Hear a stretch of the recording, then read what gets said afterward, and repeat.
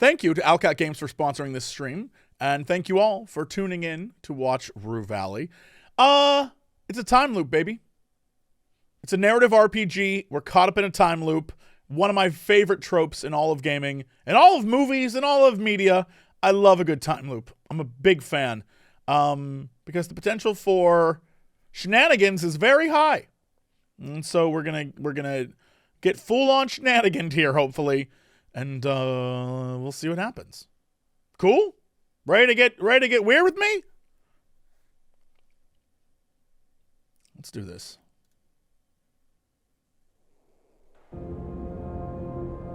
Ooh, okay.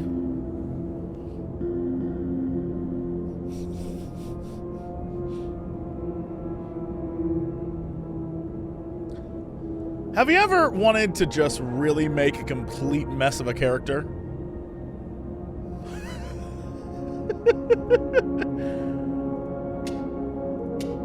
Reckless. Nice.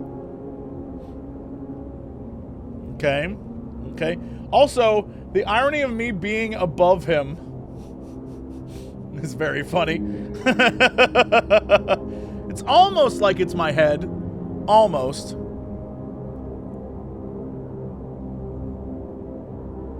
Okay.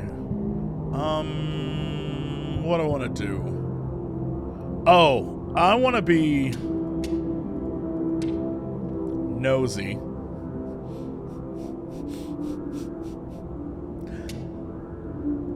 Yeah, no, reckless as hell. Love that. I want to be dramatic. Ultra dramatic. If I told you you're hypersensitive, you'd surely burst into tears, and for good reason. It's the most horrible curse, and there's no one to blame for it but yourself. Yeah, all right, hold on. Maybe we can go fool? Well, what happens if we, really quickly? I can be nosy and arrogant? Hold on now.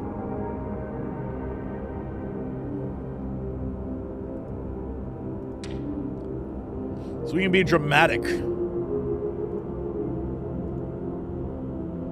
Being quite a sensitive person. Being a very extroverted person only means you're assertive. Woo! Woo! I'm allergic to all the arrogance, I think. Oh my goodness. So I'm a reckless, nosy, arrogant, dramatic person. Hell yeah. Yep. That seems apt. All right, hold to wake up.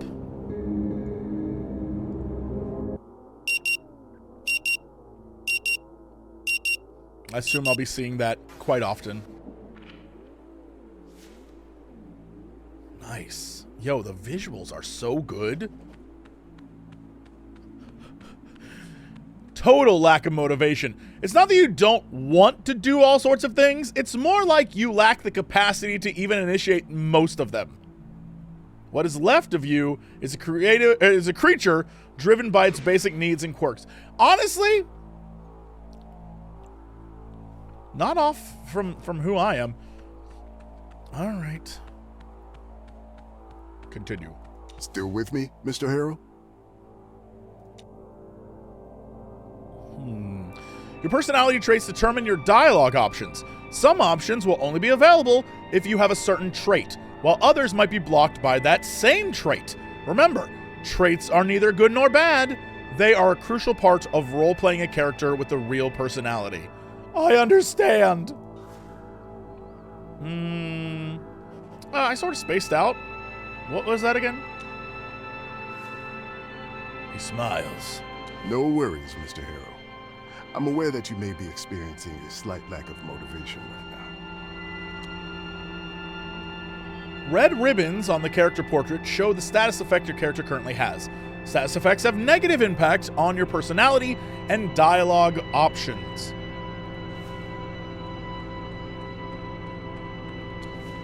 It's not like motivation, more like total lack of motivation. You'd rather stay in bed all day instead of attending this farce they call therapy in the middle of nowhere. And we'll surely be coming back to this condition of yours later during our sessions. Your personality is represented in this part of the screen. It shows your personality axis that you defined during character creation, as well as the trait that you chose. Select hover of a trait to see what it does, what it is and what it does. But for now, I just want you to acknowledge its existence and try to stay aware of it at all times, if possible. Silence befalls the room, a muffled clanging sound from outside, only making the moment more uncomfortable. Blocked by being dramatic?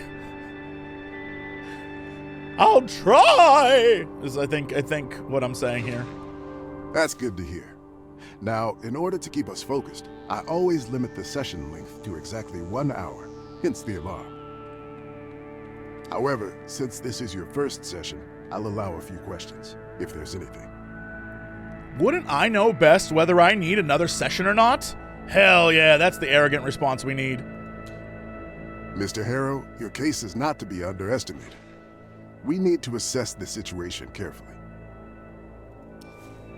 Your case. Not so long ago, nobody cared about what you do. Yet now, suddenly, your business is everyone's business. This first session is more for you to get acquainted with me and my methods. We have a long road ahead of us. Any other questions? Can't you simply state that I'm fine so we can both move on with our lives? Why do we have to do this here, in the middle of nowhere? Yeah. It may be hard to understand the need for isolation at first, but my methods require complete divergence from the client's regular way of life, as well as temporary distancing from their social groups and circles. This place is ideal in that regard. However, it's understandable that you need a period of adaptation to both this idea and to your new surroundings. That's also why I haven't asked you to hand over your phone yet.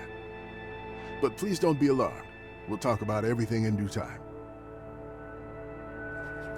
Love the nosy. So, you live here? He smiles. I'm flattered that you're interested in getting to know more about me. But we're not here to discuss my life. In fact, getting personal may derail our progress. Anything else? Can't you simply state that I'm fine? Yeah. Mr. Harrow. That's not how therapy works, bro. He looks you straight in the eye. That is out of the question. This is a court-ordered therapy, and both of us could be fined or worse if we don't see it through. And I have my own professional reasons in addition to the legal ones. You require help, and I've been designated to provide it. He looks away, stern-faced. I've never let a client down, and I'm not about to start now. He glances at the clock, almost too fast for you to notice. All right then. That's it for today. That was the fastest hour. He is good. Through the door, you hear that sound again. You should go and check in at the office. Your room is probably ready by now. Okay.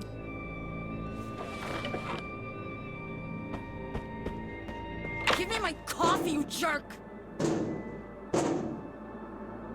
Spit it out already! Next to you is the source of the clangs you heard from inside, a young woman beating up an old vending machine. I understand.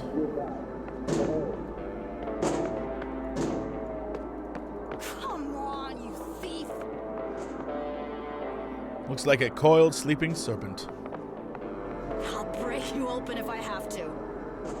Can I run at this? Not coming any closer until the angry woman leaves. Well, can I talk to her? I'm kind of angry and brooding myself, you know. Looks uncomfortable. Spit it out already.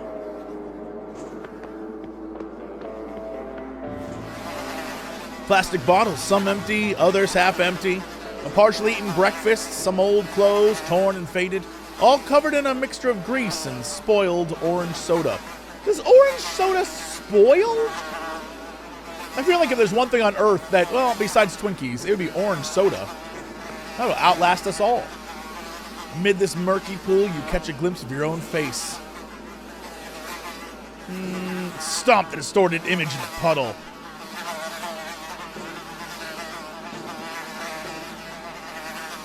Why'd I do that? Hundreds of tiny ripples form in the puddle, but instead of obscuring your identity, even more details of your face emerge.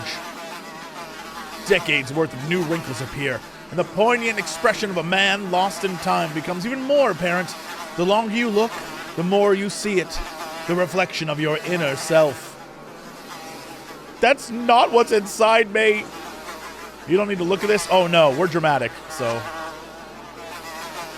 Defiantly, you step into the puddle. Oh. As you stand still in the middle. Status gain soggy sock, dude.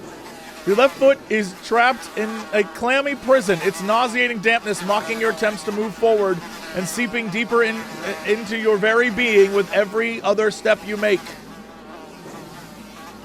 Well, that sucks.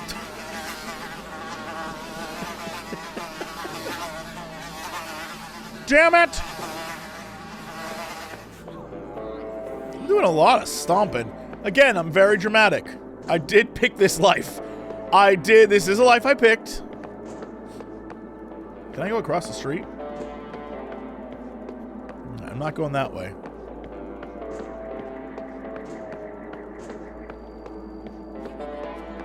Maybe if I go for a jog in my soggy sock, everything will be fine.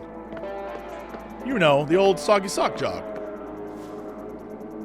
It was already late afternoon when you saw this sign for the first time, as the bus door opened and a wave of desert heat hit you in the face.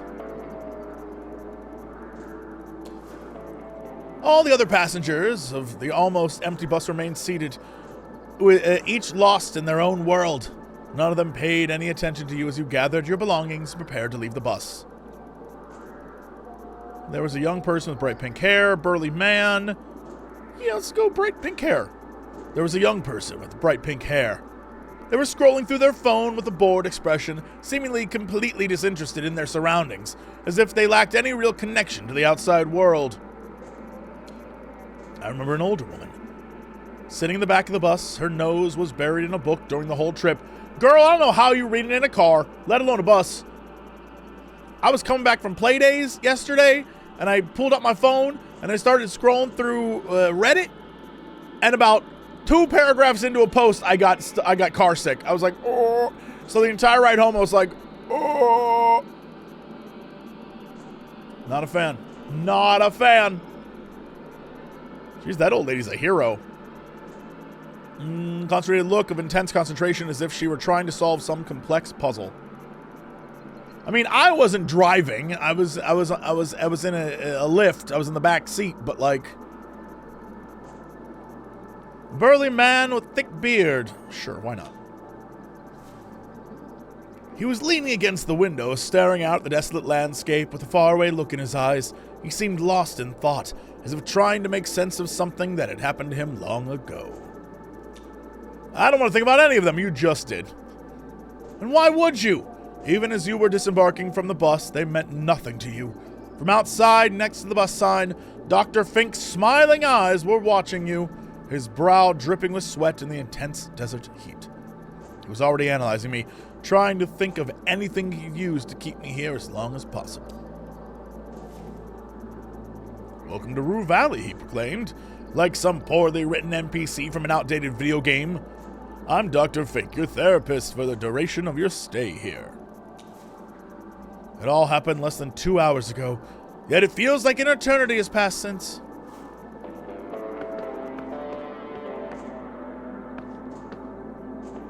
Looks uncomfortable. Can I go to the office?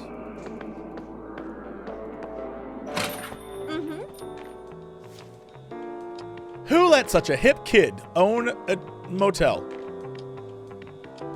All the attention of the girl behind the counter is occupied by an ongoing phone call.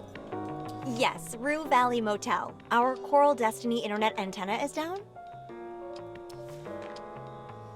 She says to the person on the other end of the line. Social check. Try to get her attention. Too extroverted. What was I doing? Hi! Hi! Hi! Hi! Hi! What the hell was I doing? How do you be too extroverted? It's easy. Just be loud enough and she won't be able to ignore you. That's really what I'm doing. She turns towards you, clearly insulted for being interrupted mid-sentence. Please sit down, sir. I'll be with you in a moment. Oh my god, I have the best options. And before you get a chance to say anything, she returns to her call, with no sign that she's about to end it in a moment, or anytime soon for that matter. Eavesdrop, hell yeah.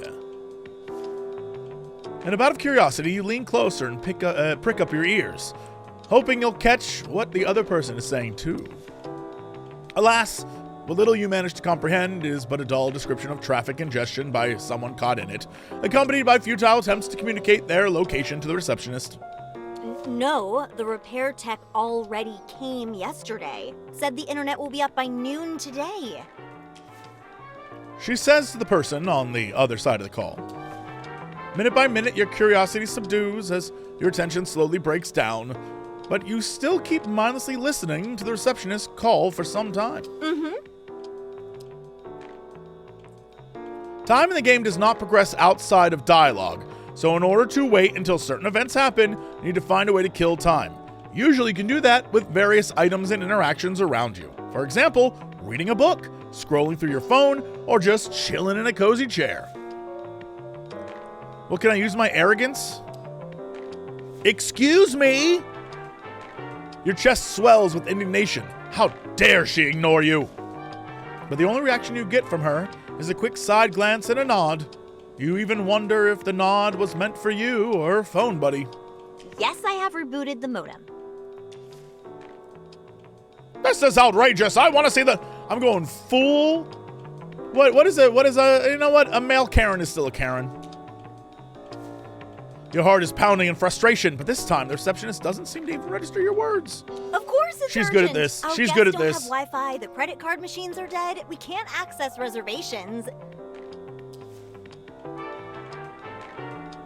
Gotcha. So she couldn't even get me my room anyway. What a fool I feel like. No, I don't. I don't care.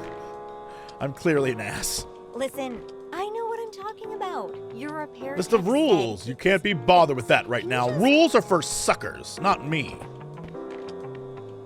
No, I don't want a customer satisfaction survey.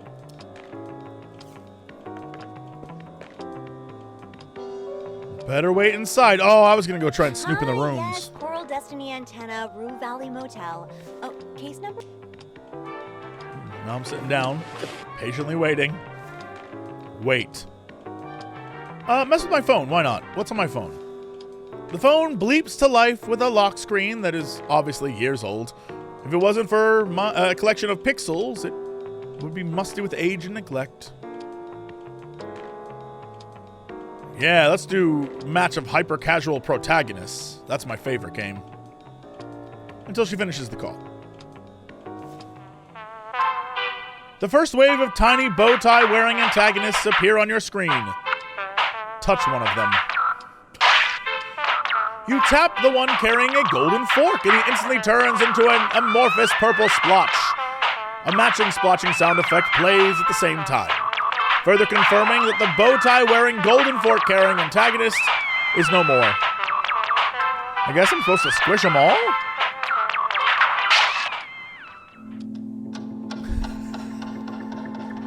Time passes slowly when you're having so much fun.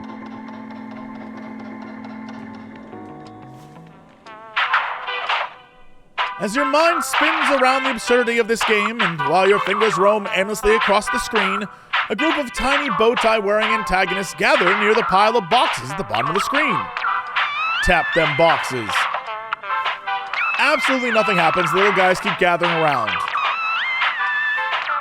As soon as you're about to get the one with the goatee, a slightly larger antagonist with a monocle and a pocket watch enters the play area. Try to understand what's going on. You stare at a bunch of random characters on the screen, but the sense of it all escapes you. Why are they gathering around that pile of boxes? Tap the boxes again. Absolutely nothing happens. Again, they just keep gathering around. Keep squashing. Tap the big guy. You press your finger against the monocled watchman, maybe a bit too hard. The tip of your finger slips and you almost drop your phone. You look at the screen after your heart almost skipped a beat and see the whole screen is taken up by a bold fat letter saying, temporal disruption. Just quit the game. No, what the hell is going on? The letters disappear and you notice that the whole screen is frozen. The antagonists gather around a pile of boxes and still in their weirdest poses. And stand still.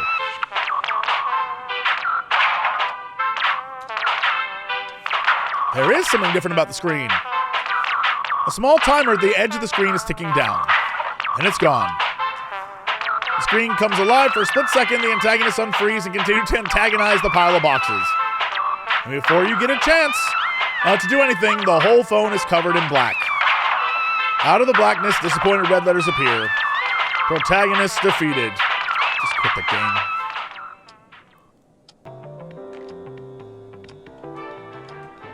With a quick swipe and finger flick, the game is gone and you're back staring at your old wallpaper. Minutes pass, but the phone call is still not at its end. The text said it'd be up by noon today, but it's 8 p.m. now. She complains to the person on the other side of the call.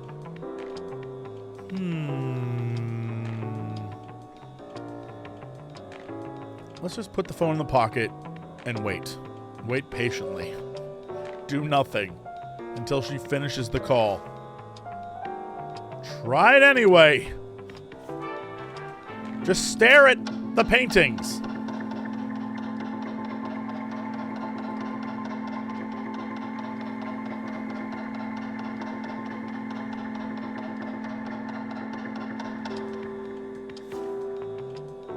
Time is relative. It flies when you're having fun. But lately for you, it has been practically standing still. The receptionist is still arguing with the internet service provider, and you're getting restless.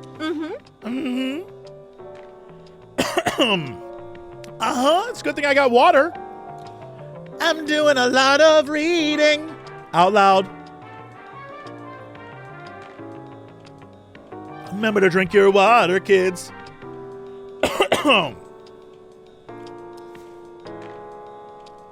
She responds to the person on the other end. Stand up.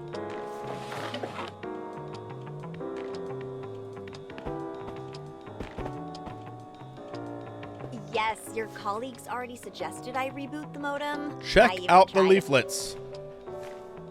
A picture of a huge rocket and a group of people in red jumpsuits cheering with bottles of water above it all. The Coral Destiny logo. Look at the other side. A picture of an endless desert. The caption at the bottom reads, "Free bottled water for the people of Rue Valley, courtesy of Coral Destiny, your favorite space agency." Take the leaflet with you. Items you pick up are stored here in your inventory. I understand how inventories work. Well, they're not working when I'm in the middle of a conversation. Grab the cheap-looking pen. The clerk is laser-focused on her call. She doesn't even notice you've grabbed the pen. If you wanted to snatch her attention as well, you failed. Pocket the pen. A sudden outburst of kleptomania overcomes you, but luckily, the receptionist is so out of it that she doesn't even notice your misdemeanor. She responds to the person on the other end. Cheap pen, doodle something. Until she finishes the call. What am I doodling? Whatever comes to mind. Your mind's blank. Your hand, a free agent. Pen scribbling across the wood almost on its own. Ink-shaped circles, boxes, spirals, smudges of lines. That weird S thing from when you were a kid. An alien that goes, and there's like a little cow Spider-Man's face, but you start and it kind of looks like a bikini, but then you draw the rest and it's Spider-Man's face. You know, all the ones. Completely taken with your artistry, you let time pass.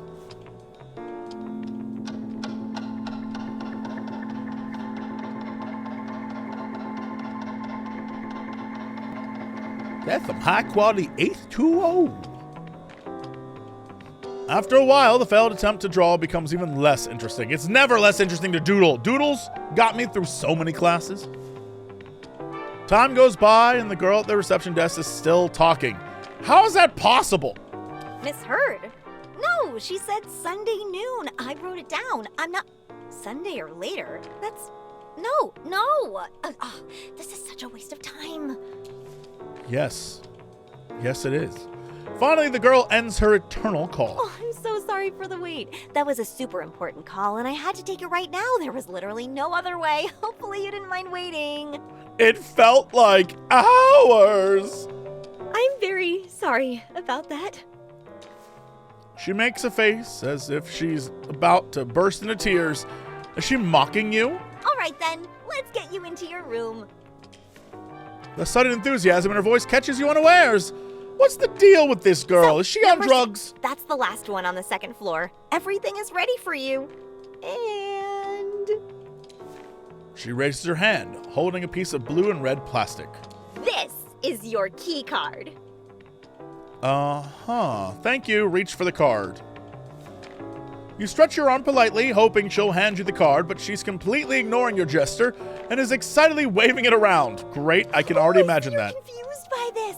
You were expecting an old-fashioned key, weren't you? Well, we've decided to modernize for a number of reasons. Snatch that card.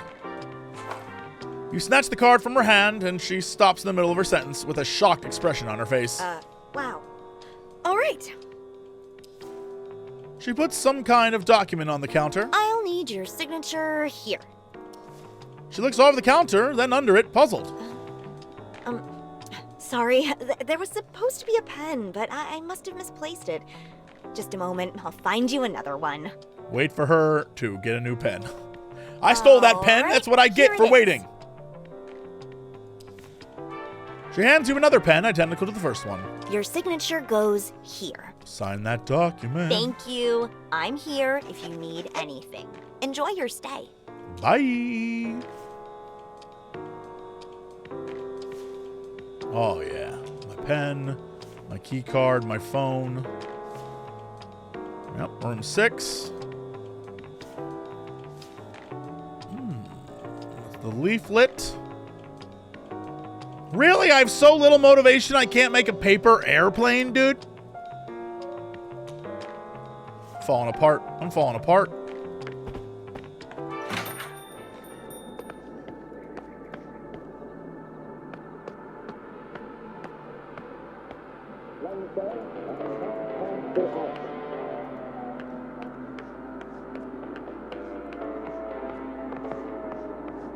Can I snoop on these people? Is this the demo? It is the demo. You can play for yourself right now.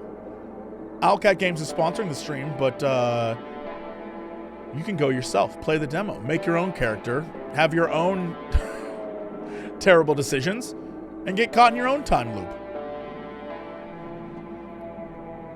Click the link down below.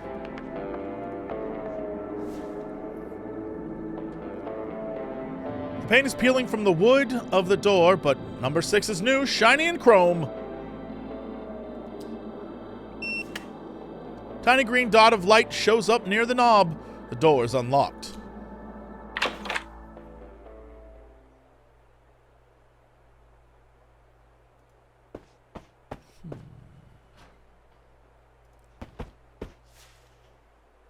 Hundreds of strangers have slept in this bed, leaving behind flakes of dead skin. Still, you can't wait to jump into the sheets and contribute to the collection. Yikes. They don't be changing any sheets? Unfortunately, between you and the object of your desire, on the folded sheets lies a dusty suitcase. Your suitcase. The smallest one you own. I can't deal with this right now. Get out of your suitcase. Yeah, it's such a chore. But if you don't open it, How will you replace your damp sock with a dry one?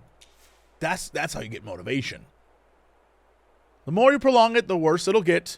If you don't unpack now, you'll feel even harder and more pointless to do. It'll feel more pointless to do later. Step by step, a simple act of unpacking will become an insurmountable burden, and even thinking about it will make you feel weak and powerless. Do you really want to trudge back down into that deep black pit, accompanied by the squishing sound of your wet sock? My destiny is to repeat this vicious cycle of misery and regret. Oh! Dramatic. Well, living out your suitcase is the surest way to feel transient. This way, you can at least continue telling yourself that the therapy will be over soon. And now that the suitcase has been dealt with, this motel room is officially your home. Dramatic. More like a prison. Well, now you could describe it that way, too. I picked the best version of this character. Oh, my life is misery. A list of rules. Can't be bothered to read those rules. Ah, the old bathroom. There's so many dark patches that this can barely be called a mirror. A small cup is in the shelf. Look at the mirror. The mirror splotches make interesting patterns on your face. They conceal a dark circle here, a mole there, a patch of wrinkles. I know that face too well. No need to discern every little detail. Truth be told, you prefer not to look at it. Look at the mirror again. A stranger who looks exactly like you is looking you straight in the eye. Can I go to the toilet? No time for pee. No time for me. Only time for bed. Okay. Can I sit in the chair and stare at the bed? This armchair looks exactly like the one in Dr. Fink's office room. Sit down. You wonder yourself, why there are chairs like this pointing at beds in every hotel room? What's the deal with that? What is it for? Seems kind of kinky, but also a little sad. What's going on with that? Speaking of which, real story, this is absolutely true. When I went to go play Baldur's Gate 3 in Belgium, they put us up in different hotels. Dodgers Hotel, beautiful. One of the most beautiful hotels I've ever seen in my entire life. My hotel, not so much. My room, this is no joke, was a bed and one corner chair. There was nothing else in the room. That was things were filmed there. I'm just saying. Dodger was like, no way. I invited Dodger to my room to look at it. I was like, there wasn't a shelf. There wasn't a bed, like a nightstand. There was nothing. It was a bed and a chair. And I was like, yeah, no, this is... I was like, yeah, no, this is... I don't know what's going on. I'll never forget that. That was so funny. Oh. Anyway, check out the leaflet. Picture of a huge rocket and a group of people. Yeah, all right, we already saw that. Put the leaflet back in your pocket. Just close your eyes and hope sleep will come. Oh, I can sleep here and not on the bed? What will happen if I sleep here and not on the bed? Well, you have to find out.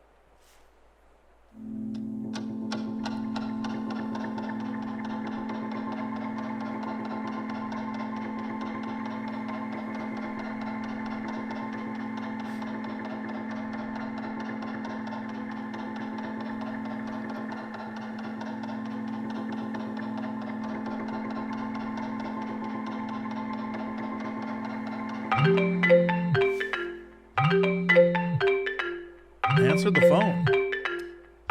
Hello, sir. Am I speaking with Eugene Harrow? Yikes. Oh, yeah, no. I'm going to do the exact same thing I do in real life. That's me. Well, Mr. Harrow, I am so pleased to have finally reached you. My name is Percy Rugger, and I'm a senior sales executive at Ulterior Paralegal Exploits Consultancy. We'd like to offer our help regarding your case. My case? Well, if my information is correct, you have recently been unjustly forced to participate in treatment which, in our opinion, may have consequences not aligned with your best interests. Now, I'm sure you're quite concerned, Mr. Harrow, but don't worry. We're here to help you regain your rights. Are you referring to my psychotherapy here in Rue Valley? Mr. Harrow, let me be frank with you. I have no idea where this true valley of yours is, but we will work together to put an end to this undue response to your, well, unique situation. I mean, we have only known each other for a couple of minutes, and I can already see what a strong-willed individual you are. You know what you want, and nothing will stop you from getting it. Damn right. So I presume you're ready for the next step in our cooperation? All right. Now that's what I like to hear. Eugene, Mr. Harrow, you truly are a man of action. Damn right. I'll write down your general consent here and forward your case to my colleagues in our paralegal department. They'll contact you shortly. Well, Mr. Harrow, it was a colossal pleasure talking with you. Juice! Before you have a chance to say anything, the phone line is already dead. But at least you know now you're not the only one who realizes the absurdity of this mandated psychotherapy. Close your eyes again.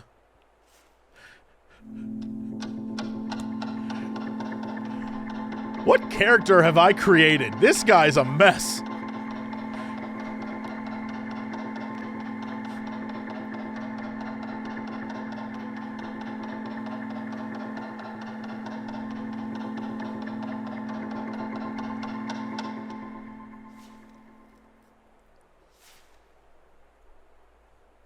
And as your mind begins to drift, reality fades away.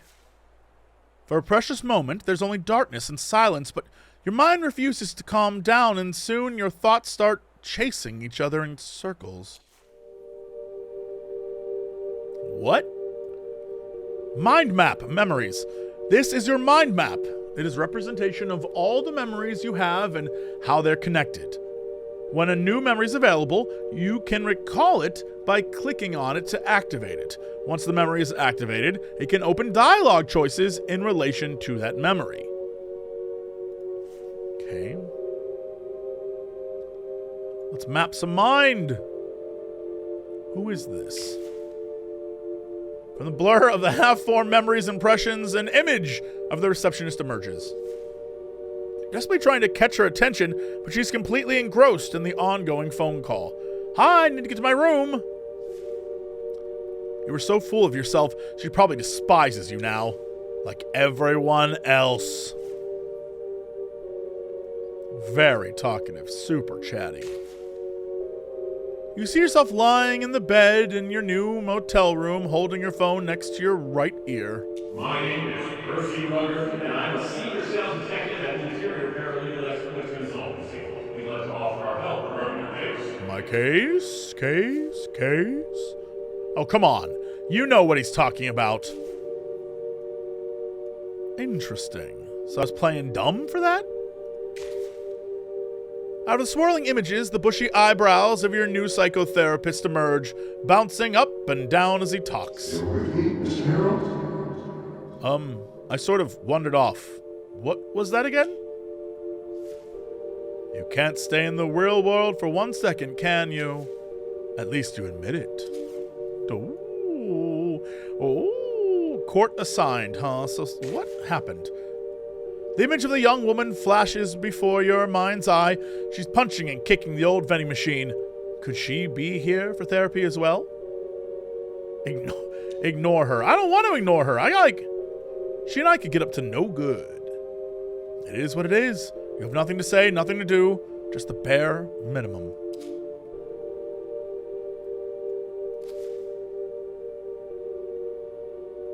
As your consciousness keeps spinning around, the carousel of recent experiences warps into a single vision, suspended between sleep and waking.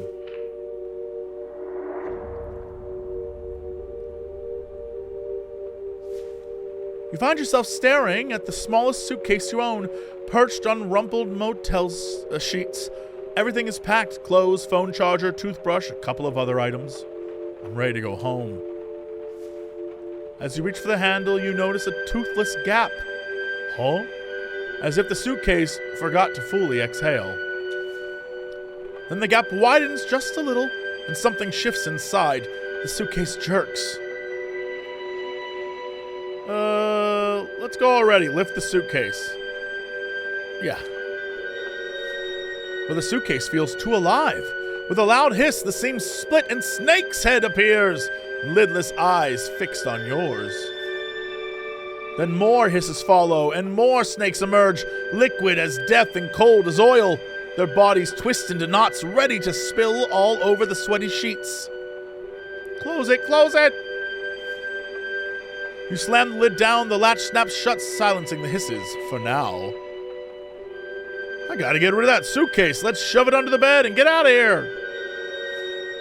Out of sight, out of mind. As you descend the stairs, midday heat pricks your neck with sweat, and you think of everything you left inside the suitcase. It's just clothes, phone charger, toothbrush, and a couple of other items. Right. You enter the reception area, no one's here, and even the AC is turned off. The air is hostile and heavy. I can't wait here, it's too hot! On the desk, a stack of pristine checkout forms sits beside a pen. Perhaps you can just do it yourself. Yes, let's get it over with. Name, date of birth, length of stay, but a single mischievous drop of ink escapes the pen and begins swelling into a blot, a puddle, a pond, spreading across the form as sweat spreads across your shirt. Snatch another form to start over. You slap the new form over the old one, the blot seeps upward, your sweat drips downward. The paper becomes a battleground of stains, your tongue feels swollen, your throat dry. It's no use, just keep writing. You write all the words in black on completely black paper and sign it in black. It's not your fault after all. You did what you could. Now it's time to leave and find something to drink. The parking lot shimmers in the heat, asphalt soft underfoot. Across it, the vending machine glows like a mirage, its glass fogged with condensation. The machine hums, light flickering, but no bottle comes out. Insert another coin. You drop another coin. Clink, press, hum. Still nothing. The world narrows to the clink of metal, the press of your finger, the machine's empty whir. Maybe this time it'll work.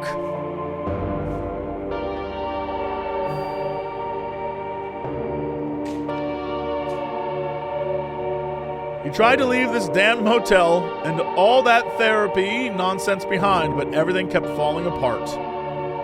Snakes in a bag. I've had it with these mother effing snakes in this mother effing bag. Not enough willpower, damn. Don't worry, it wasn't even a real memory. But it is an embodiment of my feelings.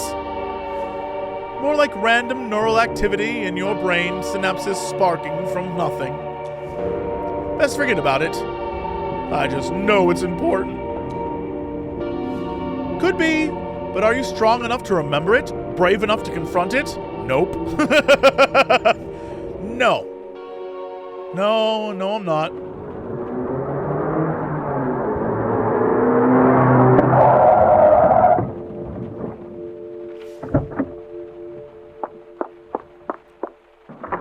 The sound of a car engine and screeching tires urges you to open your eyes, bringing you back to the miserable reality once again.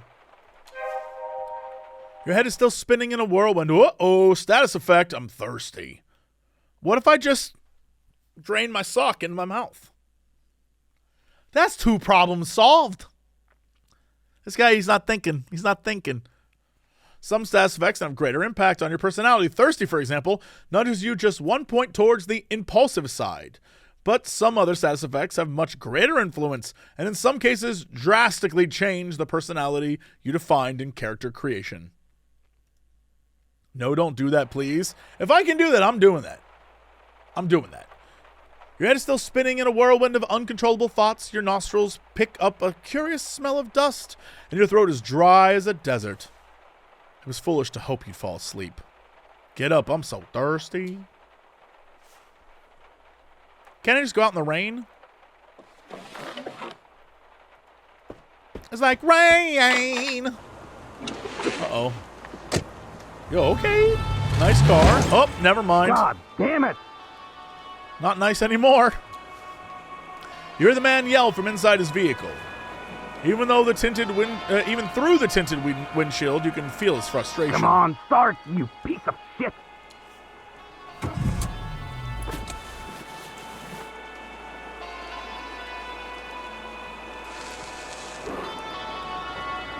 Sir, that's an addiction. When it's raining and you still gotta smoke. Judging by the careless driving you just witnessed, the man is either under the influence or another patient of Dr. Fink's. Dramatic. This maniac is about to kill somebody! Most likely himself. Come to think of it, could it be that's exactly what he's trying to do? I'd rather not think about that right now. Right, let's find something to drink. I'll stay out of the rain, because what if it affects me in a negative light?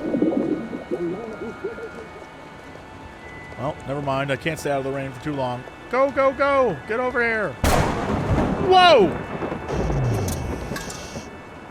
You jump as if someone jabbed you in the stomach. For a split second, the whole world was exploding. But it was just a thunderclap, the loudest one you've ever witnessed. At least my reflexes still work. I like how the hood's up. That's neat. As well as your heart. It's racing from the sudden shock. But there's nothing to use this unwanted excess of adrenaline for, so it keeps lingering, eating you from the inside out, while you stand alone and thirsty in the middle of the empty parking lot. Just stick your head up and go, ah, you'll get it. Reckless. Press the comically large red button right now. You just have to. You bang and clang, the machine vomits out a bottle of water. That's it? Wait, does this mean that water is for free?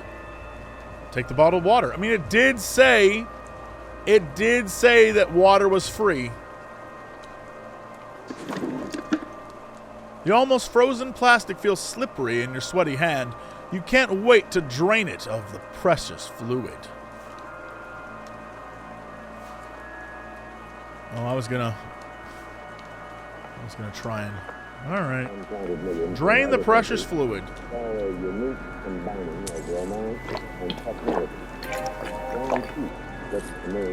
Almost freezing liquid streams down your throat, some of it spilling down your chin. In a gulp or two, your thirst is quenched, and the bottle is but an empty plastic husk.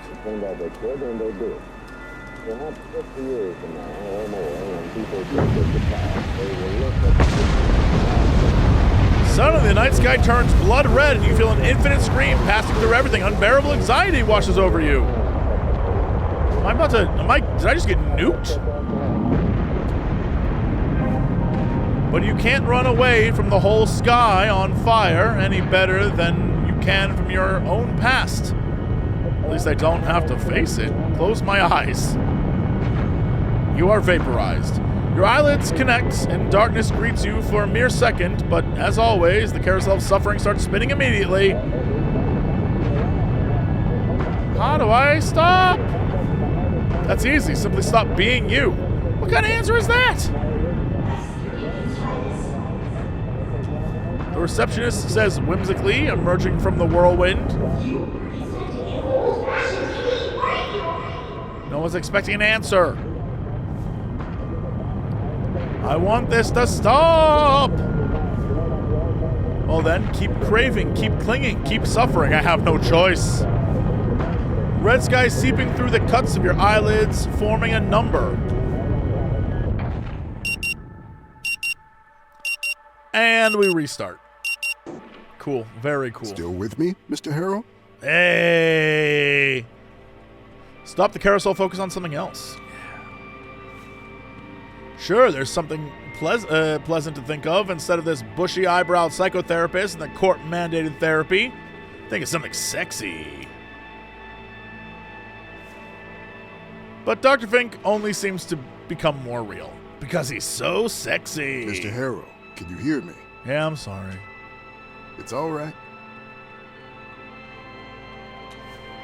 He pauses for a moment. I'm aware that you may be experiencing a slight lack of motivation right now. No. And will surely be coming back to this I'm condition. super motivated to get out of here. Lack of motivation? That's the least of your worries, while your mind is filled with this crushing, overwhelming sense of impending... Wait, did you hear that? The muffled sound of metallic clanging from the outside diverts your frail attention. For some unknown reason, your heartbeat accelerates, and cold sweat appears in your armpits. At all times, if possible. The doctor finishes, apparently expecting some sort of answer from you. I'm terribly sorry, my mind wandered off. Could you repeat that, please? He smiles. No worries, Mr. Harrow. You seem to have had enough talk for today anyway. He stops and gives you a concerned look. Mr. Harrow, you're shaking. Are you feeling unwell? Well, you endured the whole session stoically so far.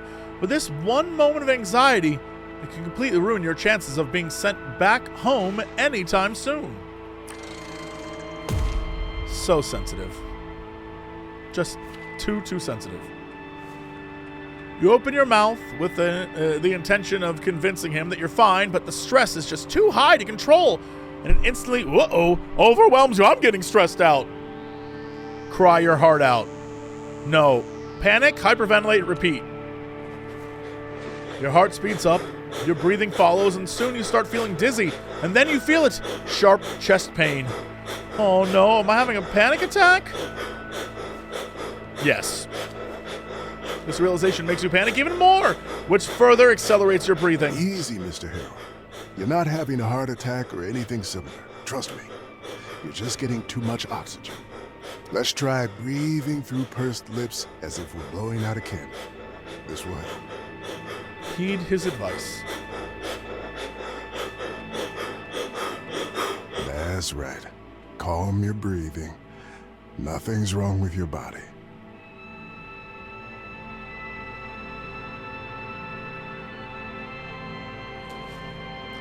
Slowly, breath by breath, you begin feeling in control again, and the frantic pace of your heart as well as your thoughts slow down to their usual tempo. Feeling a little better? He smiles. Good.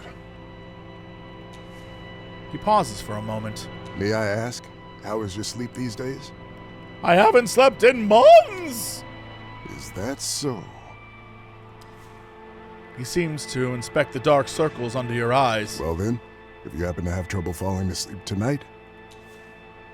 He opens his hand, revealing a single purple pill lying in his palm. There's no reflection in his glasses. Above them is a pair of bushy eyebrows. Remember, what I'm giving you is a mild, non-prescription herbal hypnotic drug. Nothing more. Oh, this will be fine. Hopefully it'll help you calm down and get some rest tonight. We'll continue tomorrow. All right then. Now you only need to pick up the key card for your room. And I'll call the receptionist to make sure everything is in order. Sounds good? Thank you.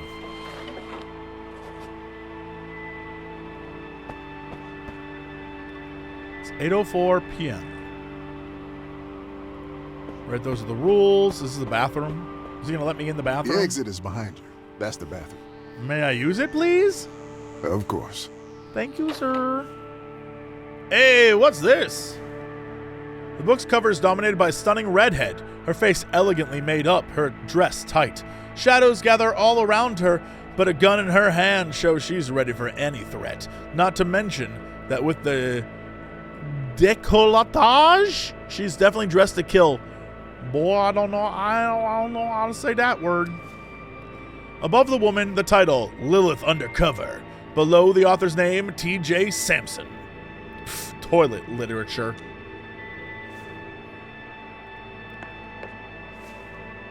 The terrified and confused man meets your gaze from the other side of the mirror. He looks exactly like you, but somehow doesn't feel like you.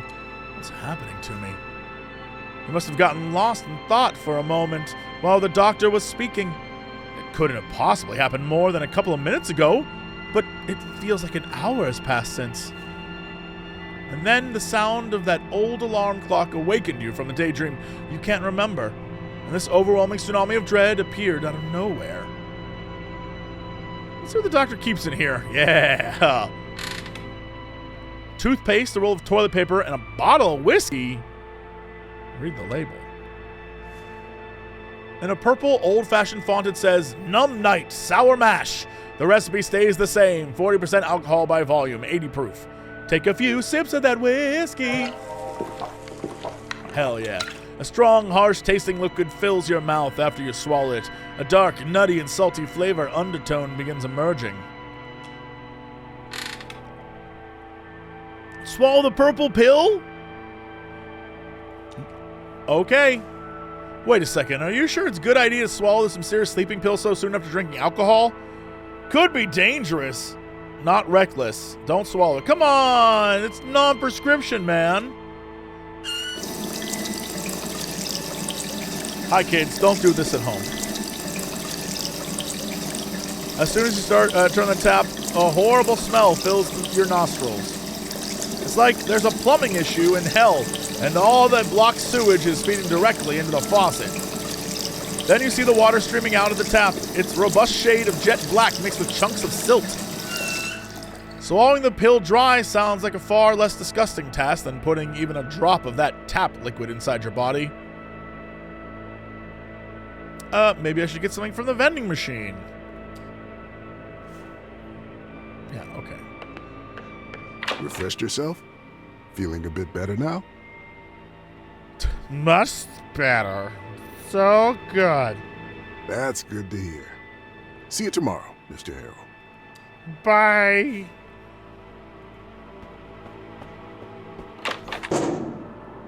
The source of the clang's the young woman beating up the old vending machine. For some unknown reason, looking at her makes you even more nervous.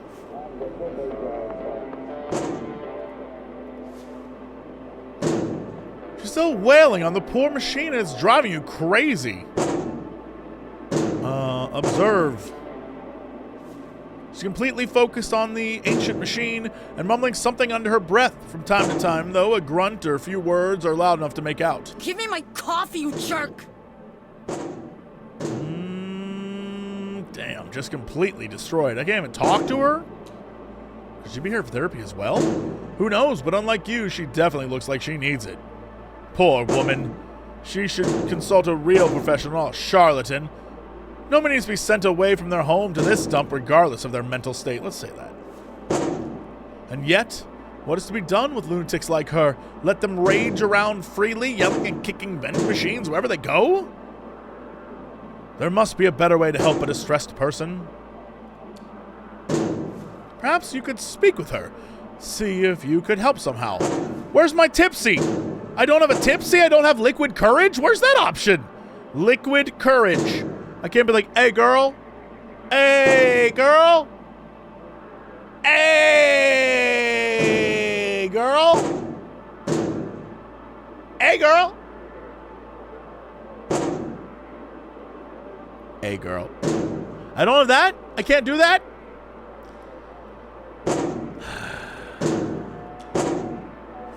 Spit it out already! And just walk up to it. Come on, you thief!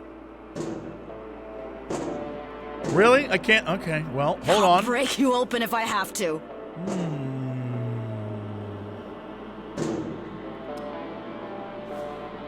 Fine, just swallow the pill.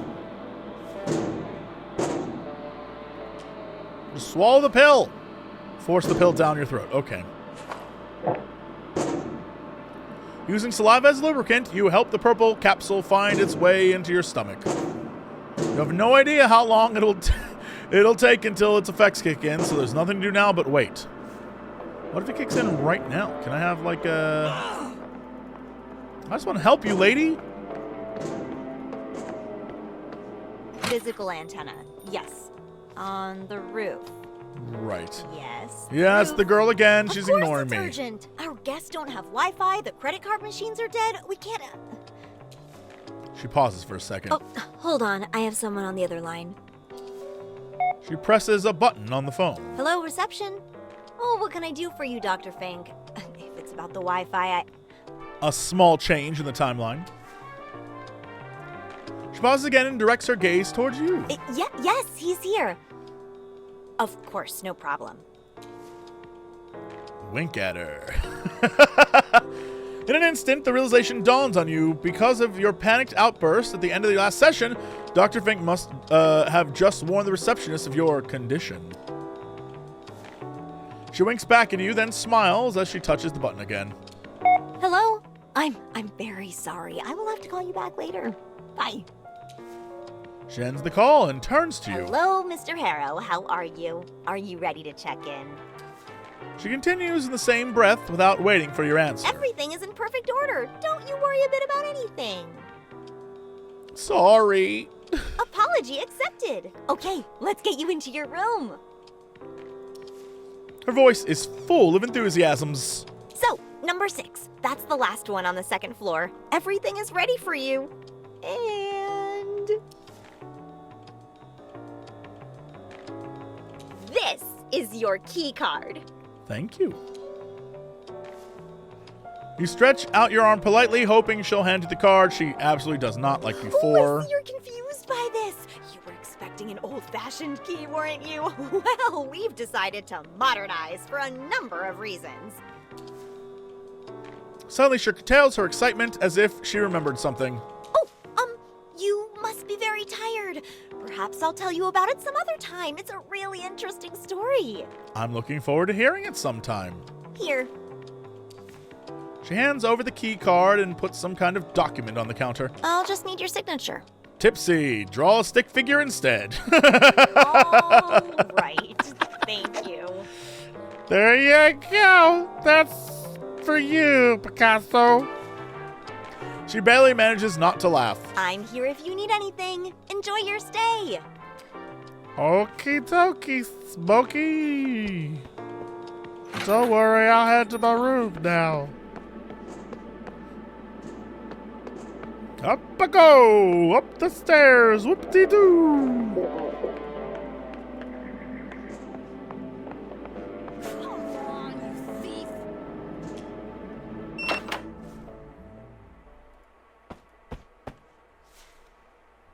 Your dusty suitcase, the smallest one you own, is lying on the folded sheets.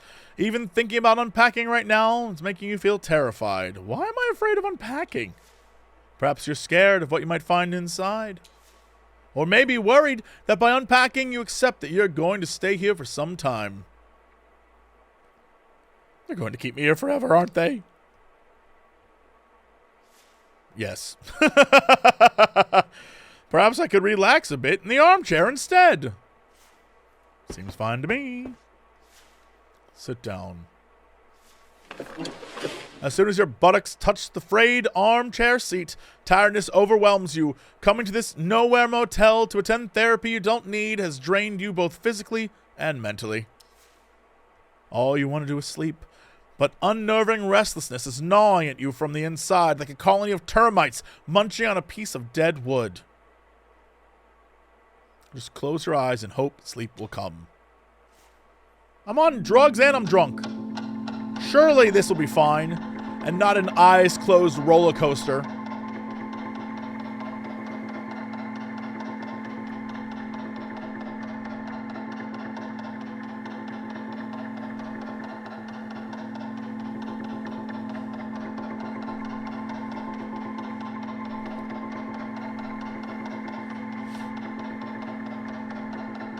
What a mess I am. Yikes. Uh-oh. Answer the phone. It's my man. Hello, sir. Hello, I'm speaking sir. with Eugene Harrow. Can I mess with him even more? What can I do for you? Well, Mr. Harrow, the real question is, what can we do for you? My name is Percy Rugger, and I'm a senior sales executive at Ulterior Paralegal Exploits Consultancy. We'd like to offer our help regarding your case. Ulterior Paralegal Exploits Consultancy? Ulterior, Mr. Harrow, with an umlaut. And please don't let the name fool you. We are the most respectable yet cutting-edge agency, which means we work on the edge of, but still inside, the established legal framework. In fact, we are the leader in our field. Now, if my information is correct, you have recently been unjustly forced to participate in treatment which, in our opinion, may have consequences not aligned with your best interests. What if I say no this time? Of course, of course. I'll assume you have nothing against my calling again later, just to make sure you haven't changed your mind. I'll write that down here. Eugene, Mr. Harrow, it was a pleasure. Talk to you soon. Tschüss. Interesting. So he's going to just keep calling back. Before you have a chance to say anything, okay, close your eyes again. Don't worry about my suitcase. I'm fine.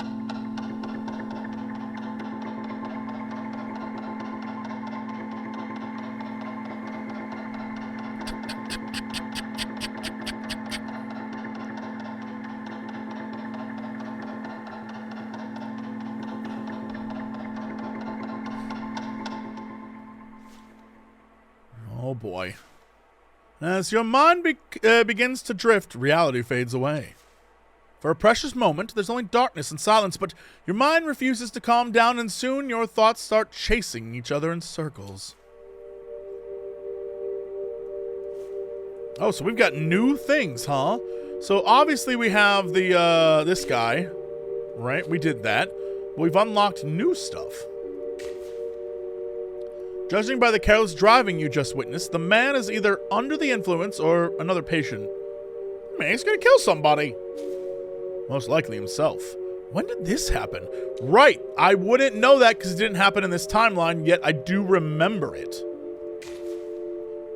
Suddenly, the night sky turns blood red, and you feel an infinite scream passing through everything. Unbearable anxiety engulfs you. Get away! But you can't run away from the whole sky being on fire any better than you can from your own past. And suddenly everything happened again. But nothing after. That's the vending machine girl. For a split second, the whole world was exploding, but it was just thunderclap, the loudest one you ever witnessed. At least my reflexes still work. As well as your heart. It's racing from the sudden shock.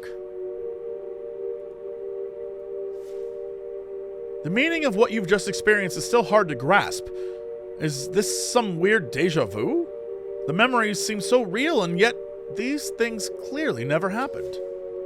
Have you actually gone completely mad, and they were right to send you to Dr. Fink? But what if the careless driver really does show up? What if the lightning actually strikes the motel and the night sky turns red? The combination of several specific memories can create an idea. And with enough inspiration or willpower points, well, I don't have any of that, you can turn that idea into an intention. Intention opens new dialogue options that will lead you through the journey of completing that intention. Keep in mind that not all that you intend can be successfully achieved.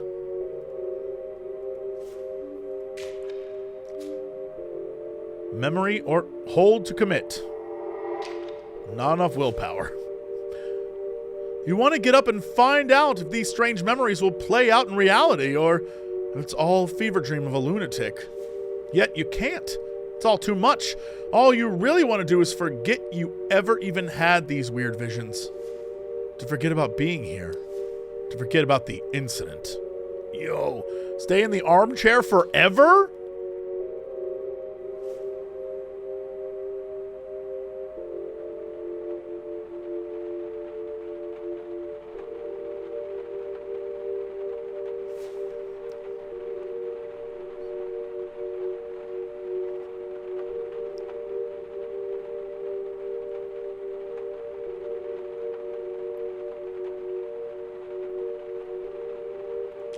Stare at your suitcase. What a pitiful, inert object. It's full of my stuff.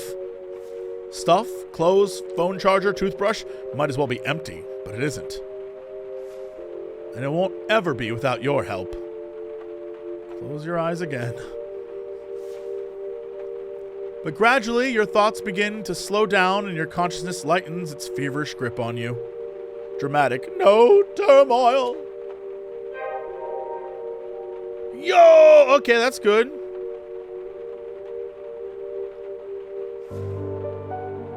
Was it the purple pill? Or was it the numb night? It doesn't matter. Nothing matters. Embrace the sweet relief.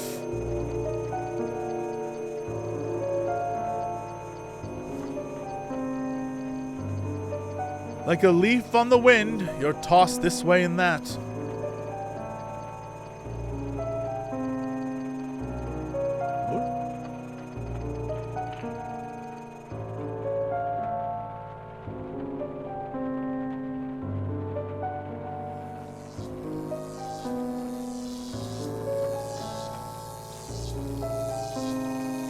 What is this? Tiny spark of light seems to have taken root deep inside you. It must have broken away from that mighty forked bolt of brightest lightning you ever saw. Spark still without shape, still without purpose, but full of potential. The sound of the loudest thunder jerks you from your slumber. The speck of energy, now fully grown, is pulsing in your chest. You remember this feeling. Hey, inspiration gained. Inspiration points are small sparks of inspiration that you can use to motivate ideas and turn them into intentions. Be aware that when you spend inspiration points, they're gone for good. And as you finally recognize what it is, your pathetic attempt at forgetting about what you experienced earlier is shattered.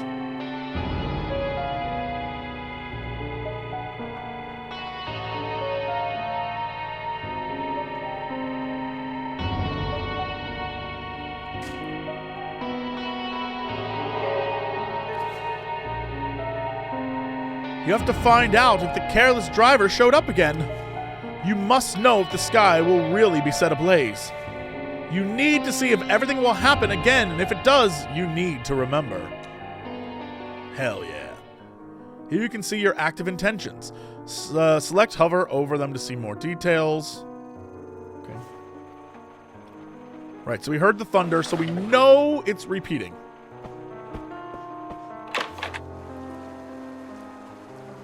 The rain is slacked off, and you see nothing out of the ordinary, nothing you could put your finger on. If the careless driver visited the motel, he has surely left already while you were sleeping. Yet, as you exit the room, the hair rises in the back of your neck, and an eerie sensation takes hold. Glance towards the parking lot. Yeah, would it be damaged over here? Over here? As you stare at the reflections on the wet, dark asphalt, the memory begins unfolding in your mind again. He enters the car, starts the engine. And then he hits the transformer while driving in reverse, smashing his rear light before driving away in a cloud of smoke. If this really happened, you may be able to find some evidence down there. That's right.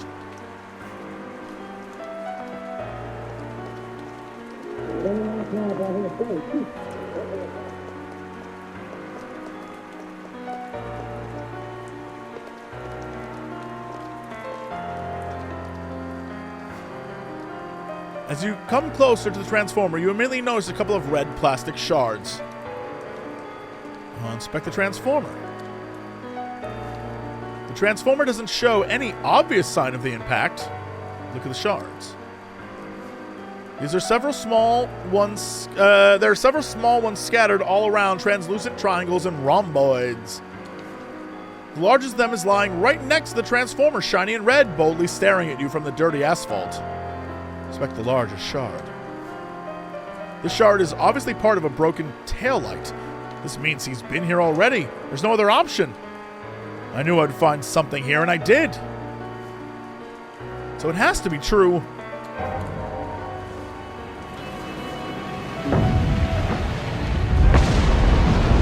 Everything has happened again. And then before you can wrap your head around all this, the skies are once again set ablaze exactly as you remembered, only confusing you even further.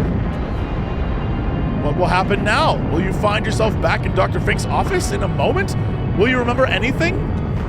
Or was this a one-time thing and the evening will now continue as if nothing has happened? Befuddled, you cast your gaze on your wristwatch. It's 11:47 p.m. From now on, you have the exact time displayed here. Pay attention to it because in Rue Valley, situations change when the time changes. Characters might leave some locations and arrive at others. Their mood might change and they might act differently at different times.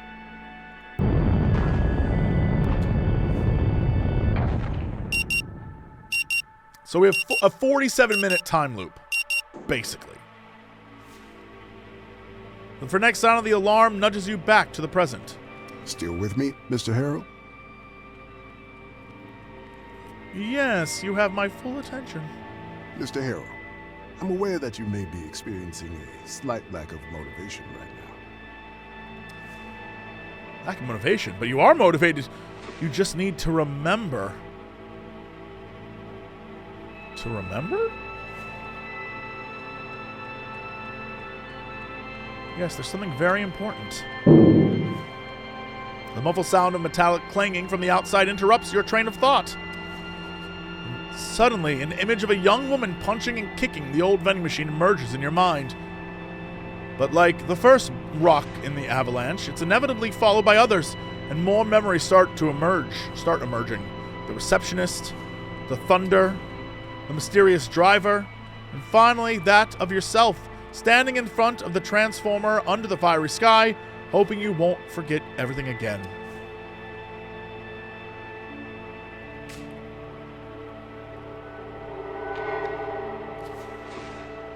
As you struggle to put the memories in the correct order, your mental fog dissipates, and two simple words form on your lips. Time loop. Hell yeah. Time loop? Dr. Fink's voice pulls you back from the old motel room. I don't think I follow, Mr. Harrow. Would you care to elaborate? Is he going to help you get out of it? Like, what is this going to lead to? Oh, is that the end? Interesting. Where is this game going? Yeah, is he even going to believe you?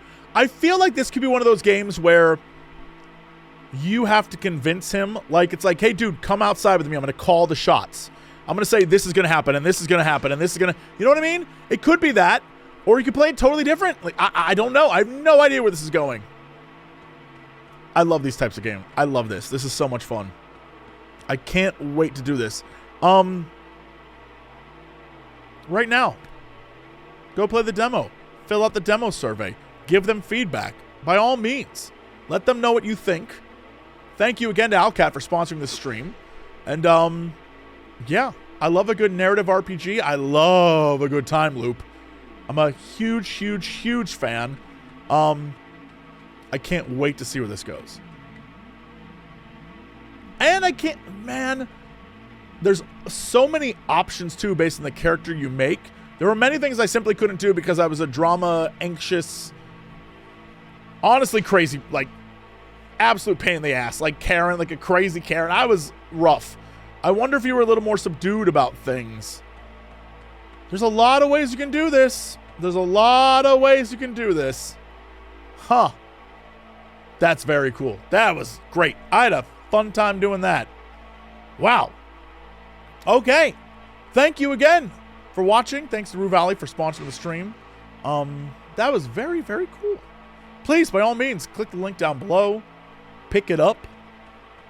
Test out the demo yourself. Fill out the survey. In fact, I'll open the survey. I'll fill it out when we wrap up the stream. Because that's just cool. That's just cool. Wow. I had a blast doing that. Thank you. Thank you, everyone.